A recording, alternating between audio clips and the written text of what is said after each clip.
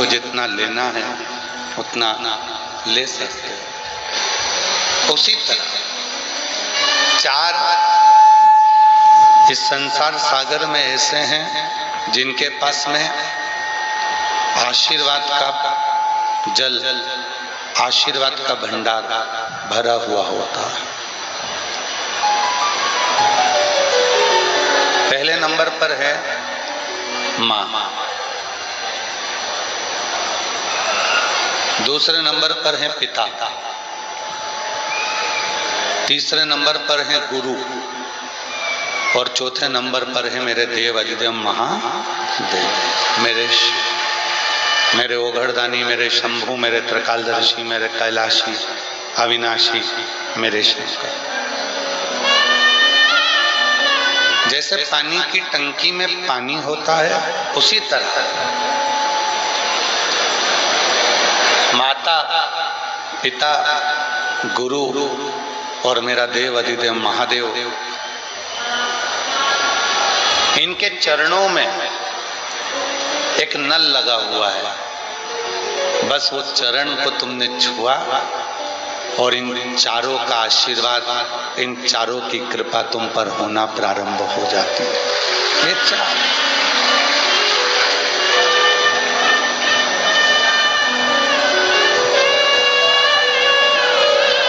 चरण छूने पर, चरणों का स्पर्श कर लेने पर, परशु महापुराण में एक बड़ी सुंदर बात कही गई है।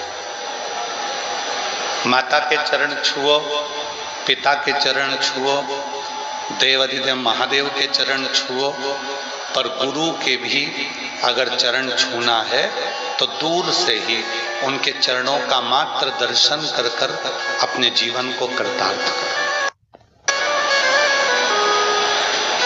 गुरु चरण का केवल दर्शन ही हमारे संपूर्ण जीवन को सुख दे देता है। गुरु चरण का केवल दर्शन ही हमारे जीवन को आनंदित कर देता है। आप लोगों को मालूम है अपने घर में गुरु का फोटो क्यों लगाया जाता है? अपने घर में अपन गुरु जी का फोटो क्यों लगाते हैं? कभी किसी से पूछा कि हमारे अपने घर में गुरु जी का फोटो क्यों लगाया जाता है? गुरु का फोटो क्यों लगाना चाहिए? जिसको आप हृदय से गुरु मानते हो उसका फोटो अपने घर में क्यों लगाते हो? उसका एक कारण है, गुरु दिन रात भगवान शंकर की अविरल भक्ति में डूबा हुआ होता है, भगवान के भजन में डूबा हुआ होता है। उसके भजन करने पर, उसके स्मरण करने पर शिव की दृष्टि एक ना एक दिन उस गुरु पर जरूर पड़ती है। और यदि उस गुरु का चित्र हमारे अपने घर में होता है तो जब शिव की दृष्टि गुरु पर होती है तो उनकी दृष्टि हमारे घर पर भी हो जाती है और हमारे घर का भी कल्याण हो जाता है।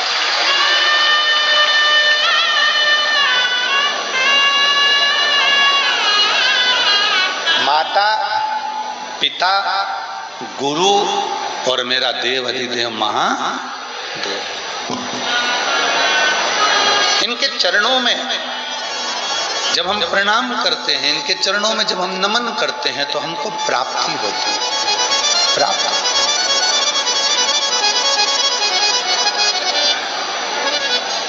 क्रीम कौन कौन लगाता है अपने चेहरे पर? जरा हाथ उठाओ तो। कोई सा भी क्रीम लगाते हो? लगाते तो चलो ठीक है। अगर क्रीम नहीं लगाते तो एक काम करो, दांत कौन कौन घिसता है? ब्रश करते हो सब पेस्ट से? जम के तो बोलो। कोई भी पेस्ट आप यूज करते हैं, कोई भी पेस्ट आपके पास में है, आप उससे दांत तो घिसते हैं।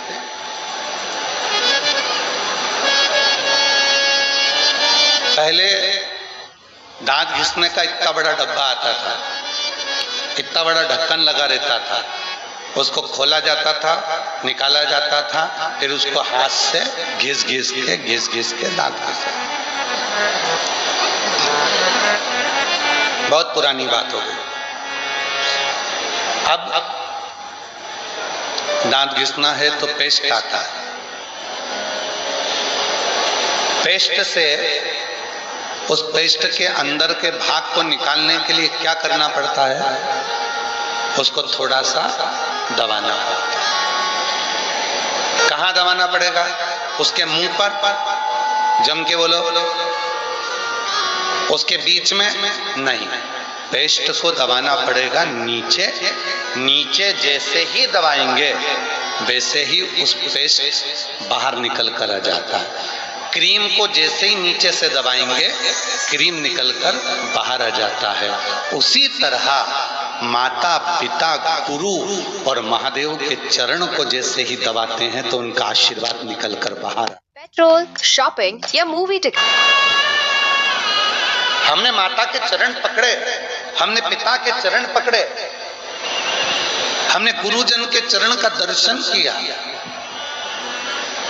और हमने महादेव के चरणों का स्मरण किया। स्पर्श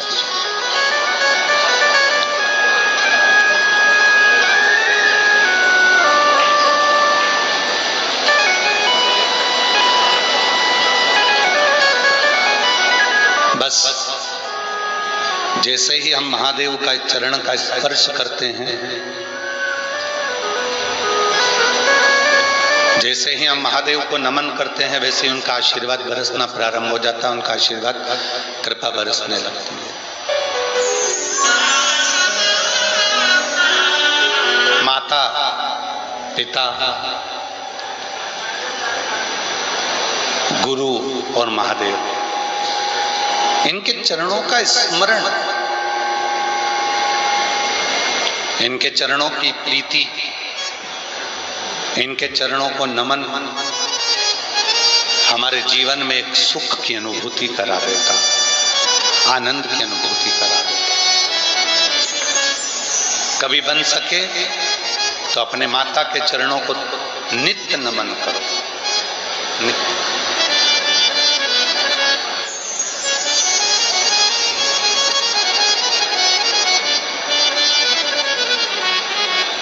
और देख लिया संसार हमने, देख लिया सब मतलब के आज हमने देख लिया।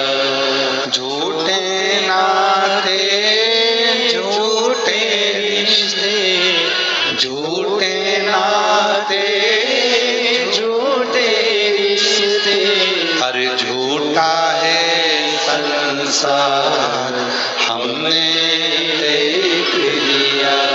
सब मतलब के यार हमने देख लिया।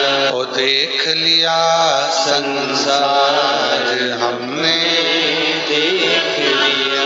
एक माता के चरण में नित्य बैठो, पिता के चरण में नित्य बैठो। गुरु रोज नहीं मिल सकते, पर बन सके तो गुरु ने जो जीवन में मंत्र दिया है उस मंत्र का स्मरण जरूर करो।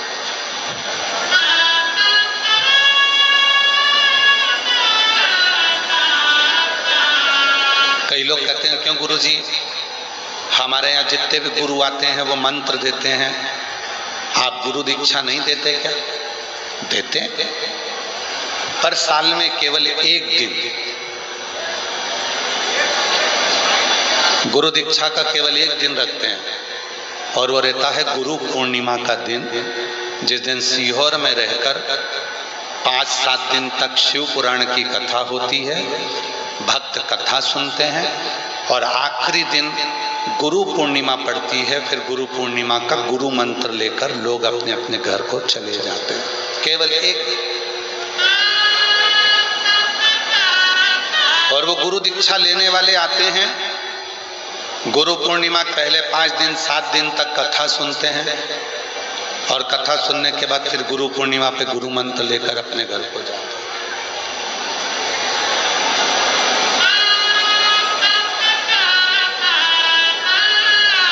गुरुजी, हमारे यहाँ तो लोग आते हैं तो कथा करने के लिए तो गुरु मंत्र देकर जाते हैं।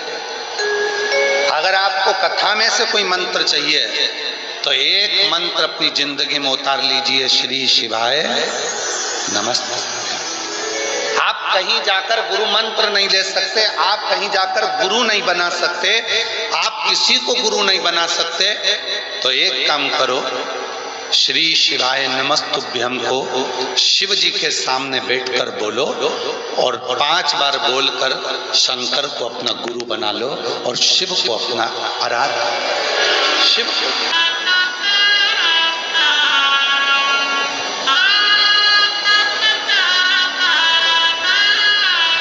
शिव महापुराण की कथा में यहां तक कहा गया कि घर के माता, घर के पिता और पति परमेश्वर ये भी गुरु की संज्ञा में आता है। पति भी गुरु की संज्ञा में आता है।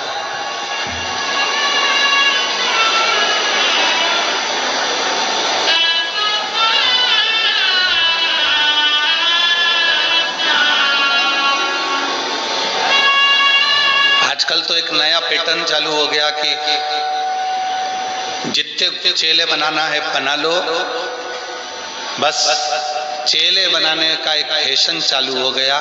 मेरे 1 लाख चेले हैं, मेरे 50,000 चेले हैं, मेरे 25,000 चेले हैं, मेरे इतने सारे शिष्य हैं, मेरे इतने सारे शिष्य हैं।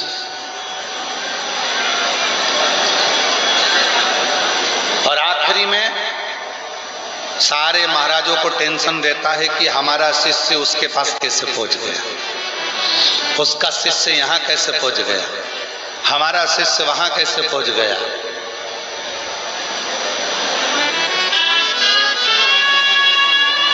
शिव गुरु हो, गुरु ही शिव और शिव ही दोनों सब।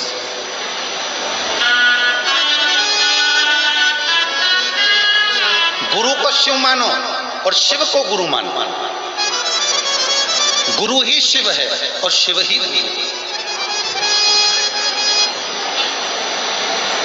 अब हमको भटकना नहीं है। कई लोग कहते हैं हमारे पास आओ गुरु दीक्षा लो, कई लोग कहते हैं गुरु जी हम सीओर आए गुरु पूर्णिमा पे गुरु मंत्र लेने के लिए। तो गुरु मंत्र लेने के लिए क्या क्या सामान चाहिए रहता है?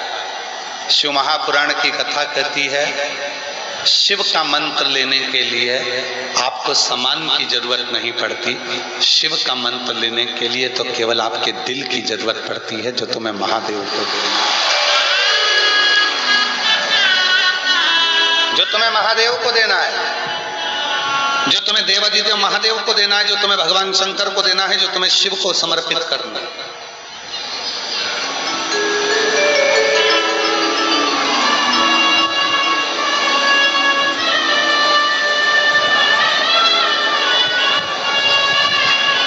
महाराज शिव तत्व की प्राप्ति का केंद्र बिंदु है शंकर।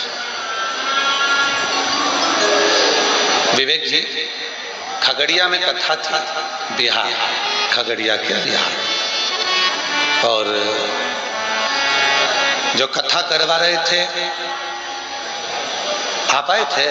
अच्छा, मैं कथा सुनी थी। विवेक जी कह रहे हैं हमारी धर्म पत्नी ने, श्रीमती विनीता कुमारी जी ने पहली कथा वहीं सुनी खगड़िया में। अच्छा, दूसरी कथा खगड़िया सुनी। तो खगड़िया में जो कथा करवाई थी, एक कपड़े की दुकान वाले हैं जिनका कपड़े का काम है, और ज्यादा बड़ी दुकान नहीं है, केवल छोटी दुकान कपड़े की, कपड़ा की दुकान, छोटी दुकान। कथा लेकर चले गए।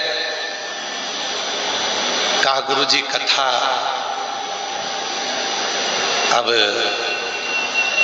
कहा गुरुजी पूरे खगड़िया बिहार की पहली कथा थी उस समय पर, बिहार की पहली कथा तक खगड़िया। इतना भक्त आएगा, इनके भोजन की व्यवस्था कैसे होगी?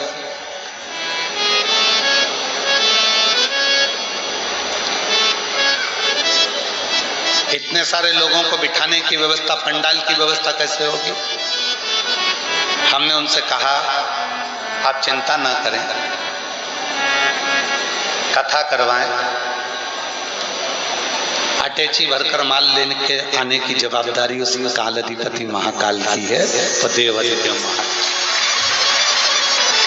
और आज भी हम इस पवित्र व्यासपीठ पर पूर्ण भरोसा कर विश्वास के साथ कह सकते हैं कि भारत की भूमि पर जितनी जगह पर भी कथा करी है 30 सालों में 35 सालों में, जहां जहां कथा चलती है वहां जो भंडारा होता है, विवेक जी, वहां जो भंडारा होता है पूरी 7 दिन तक लोगों को खूब खिला लो, उसके बाद भी वो भंडारा वैसा की वैसा ही भरा की भरा रहता है, वो खाली नहीं हो सकता।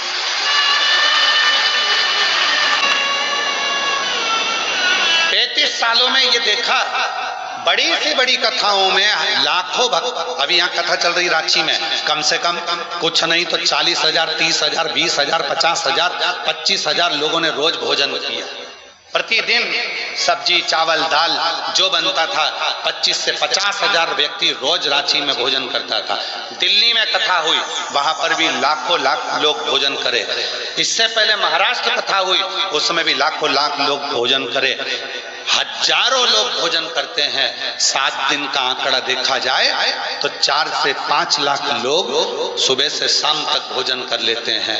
भंडारा पूरा खाली हो जाना चाहिए, पर कभी भी जब पूरी कथा हो जाए, सब